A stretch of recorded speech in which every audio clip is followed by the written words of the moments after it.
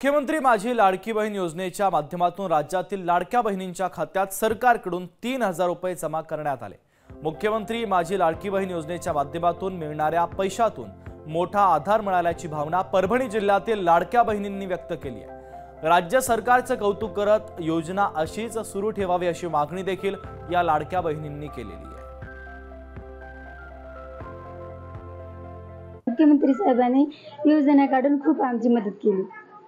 तर मी फॉर्म भरला तर त्यांचे आम्हाला पैसे भेटले, त्यांचे पण पैसेतून आम्हाला घराला मदत झाली। 3000 रुपये भेटले आणि आता 17 तारखेला 1500 रुपये भेटणार आहेत। मी मुख्यमंत्री साहेबांची खूप खूप आभारी आहे। मी घर काम करून मशीन काम करते, त्यातून मुख्यमंत्री साहेबांचे पैसे भेटले, त्यामधून आम्हाला मदत झाली। घरात खूप खूप आभारी आहे मुख्यमंत्री साहेबांचे। 3000 रुपये भेटले, आता 17 तारखेला 1500 रुपये भेटतात। योजना चालू ठेवावी अशीच राहावी।